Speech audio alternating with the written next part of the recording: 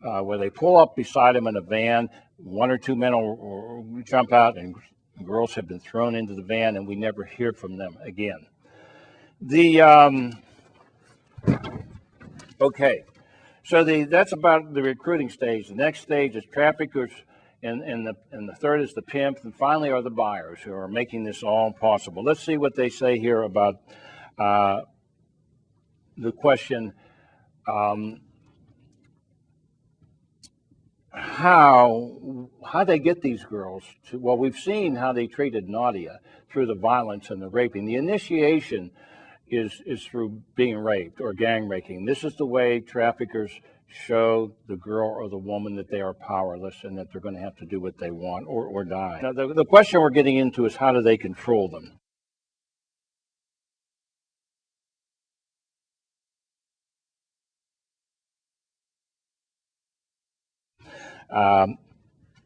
They control them through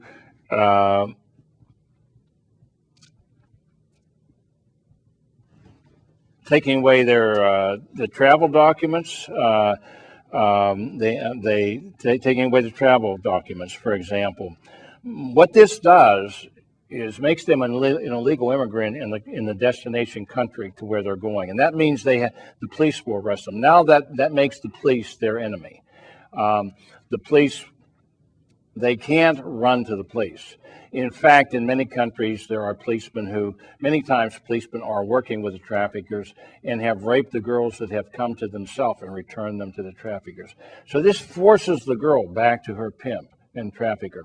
And then once a woman or a girl is under the control of pimps and traffickers, and this is something we have to learn to change as people, citizens, society has little sympathy for them, and including the social agencies.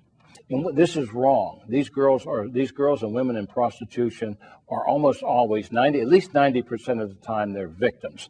And so we need them to know. We want you to know that there are many people out here who care about you if you are a victim of prostitution like this. And we're looking for ways to help you. So we want to change the fact that we want society to begin understanding that these girls and women are victims and care about them and so forth. They take their passports. Another method of controlling them is food deprivation. In India, in Bombay, India, on Falkland Way, they have cages outside of the brothels in which they bring women who won't cooperate. They lock them in the cages out in the back alley and keep them there. They won't feed them. They starve them until they break down and will do what the pimps want and have sex with men. Anyone who's been in the service knows that food deprivation, or especially sleep deprivation like that, it causes your personality to decompose. Let me give you one example of Kelly in the United States. One more example. Kelly, again, a lonely, shy girl who needed her father's love. That's probably why she got into this. Kelly, a lonely, shy girl, finally said yes to ride in a man's car. She was taken to a truck stop to a distant town, raped, and forced into prostitution. She was moved from city to city. This is right here in the United States, sold to ordinary men by the hour. One day, she was tragically brutalized by a buyer and abandoned in a field in the middle of heartland America. You might wonder why this little girl picked up herself, bleeding and bruised, and hitched a ride back to the truck stop.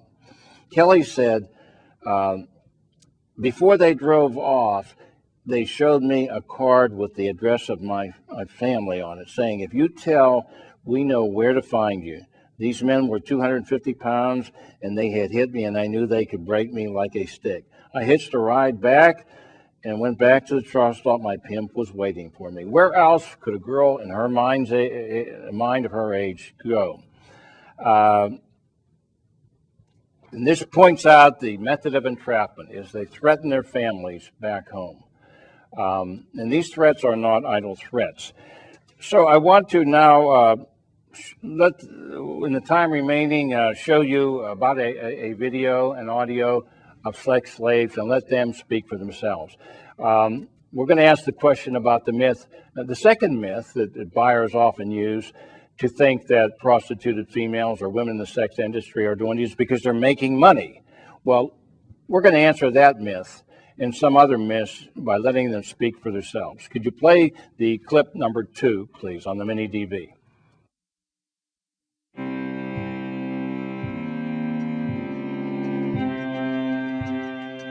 No market can survive without demand for its product. Without steady profits, the sex market and its exploitation of human beings would cease. Unfortunately, the demand for commercial sex is great. Demand, fueled by the desires and whims of the buyer. Every purchase made, no matter how small, profits and sustains the sex market. And while the buyer convinces himself that a click on a porn site, a drink at a strip club, or a visit to an escort harms no one, these actions help to keep the sex market and traffickers themselves in business. Without this demand, there would be no victims, which begs the question, who is this buyer? All the girls are crying, everybody want to go home because they're treating us like crap. You have no life, you no feelings, you cannot see people, you cannot meet people. They want what they want and they want to get gone. I don't think no man that have anything to do with prostitution care about any female. These people just put me to the window and told me what I have to say, how much money I have to ask, and how much money I have to pay every day. And if I don't do it, that would just kill me or my doctor. He said he will take me out of the country, that I can have a good life, I can have a good job, and I make some money. Do you like what you do? Do you like working as a prostitute? Like, it's not like. I don't like. A lot of them think it's still a victimless crime, that these girls want to be prostitutes, that it's just two consenting adults having sex. They don't realize the whole dangerous, dark part, which is, recruiting, kidnapping, forcing girls into sex to make money. It wasn't like my decision, like I sit, I think about it, I make up my mind, say I want to do it. No, just happened out of the blues. I never really wanted to spend my life like that. It wasn't nothing that I decided that, okay, this is what I'm going to do. I'm thinking about one mother in particular who had taken one of our clients at 9.5 and said, I have to pay the rent this month, I don't have money, so you're going to go with the landlord. What brought you to Japan? Someone came to me, gave me an offer. A man. He said it was school there. My passport wouldn't messed up or anything, it would be alright. I would just go there, make some money. So I got an opportunity to do bartending, so I said that would be cool. So that's when I made my style there. And that's when a lot of stuff got all messed up. They go there and take the girls to come here for work.